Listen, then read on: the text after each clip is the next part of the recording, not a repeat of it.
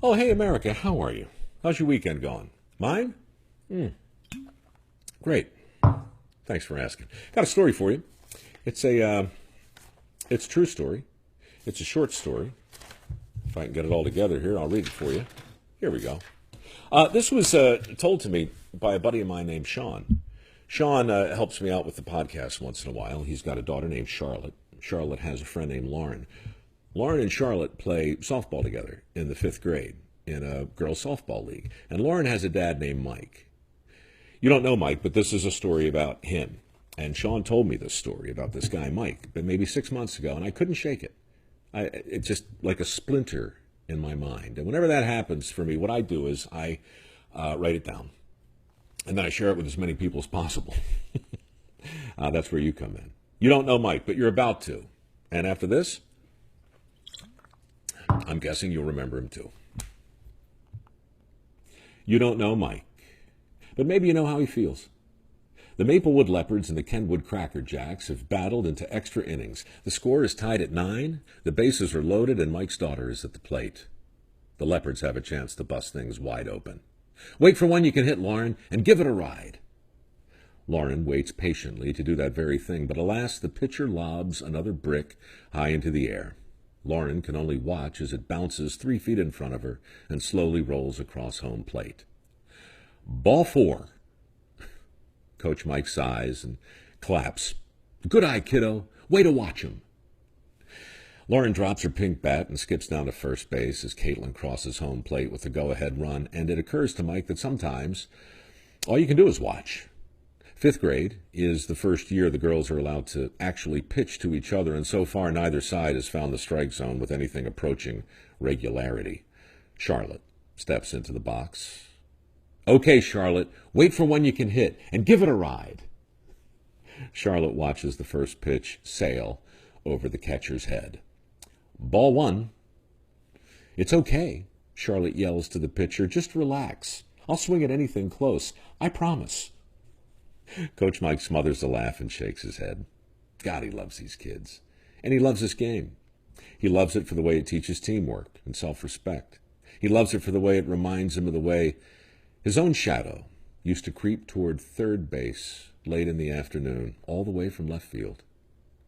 Mostly, though, he loves this game because baseball saved his life. As Charlotte watches another pitch roll over her shoe, Mike looks to the dark clouds stacking up on the horizon. He can smell the rain, a faint whiff of ozone on a gathering breeze. It's a smell that takes him back 15 years to a day that started off just like this one. The alarm clock had gone off at 6 a.m. Mike rolled over, kissed Ilana, ran for the shower. He liked to cut it close back then, but he never missed the 7:02 train and always wound up at his desk right at 7:55. In the office, a voice had floated across the cubicles that morning. Yo, who wants Yankees tickets? Mike remembers it like it was yesterday. I'll take him, he says. Now, Mike's not a Yankee fan, far from it. He bleeds Dodger blue. But if the Red Sox can whip the Bombers at Yankee Stadium tonight and keep Roger Clemens from his 20th win of the season, well, that would be something to see.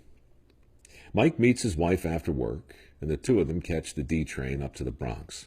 The stadium is packed, the seats are prime, but the clouds on the horizon are dark, and Mike can smell the rain. A faint whiff of ozone on a gathering breeze. Before Clemens can even take the mound, the sky cracks open and 50,000 fans are soaked to the skin in seconds. Mike and Ilana have never seen anything like it. This isn't a rainstorm, it's a waterfall, an Old Testament torrent of biblical proportions. They laugh and run for cover and watch the deluge in wonder. Sometimes all you can do is watch. Then a voice cuts through the sodden crowd. Hey, Mike, is that you? Mike spins around. It's Bob, his best friend from the second grade. And it's unbelievable, really. After all these years, what are the odds the two kids from Bakersfield would meet 3,000 miles from home in the middle of a monsoon at Yankee Stadium? Mike and Bob celebrate the unexpected reunion with a few beers and wait out the rain. But the rain doesn't stop, so a few beers turns into a few more, and when the game is finally called, the celebrating continues back at Mike's apartment. And when the alarm goes off the next morning at 6 a.m., it's not pretty. Bob is snoring on the couch out in the living room, and there's a small man in Mike's head running around with a big drum. You don't know Mike, but maybe you know how he feels. He works his butt off every day. He gives 110%. He never complains, but today seems like a fine opportunity to sleep in. So Mike unplugs the alarm clock, and for the first time ever, takes the morning off. A few hours later, Ilana shakes him awake and pulls him into the living room. Bob is still on the couch, but no longer snoring. He's watching some sort of disaster movie on HBO. Except it's not HBO, and it's not a movie. Mike sits down next to him and tries to make sense of the smoldering hole in the side of the World Trade Center. What the hell is going on? Across the street in the South Tower, 1,000 feet up in the air, the same question is being asked in Mike's office. Loved ones are calling, sick with worry. Are you guys safe? Are you guys watching this? Yeah, they say, we're watching. A plane crashed into the North Tower. It's terrible, but look, we're fine over here. Don't worry. 66 of Mike's friends and co-workers remain on the telephones, putting friends and family at ease. 16 head straight for the elevators. 16 make it out of the South Tower before 9:03 a.m. 66 do not. You don't know Mike, but maybe you know how he feels. Sitting there on his couch, he watches the second plane fly into his office.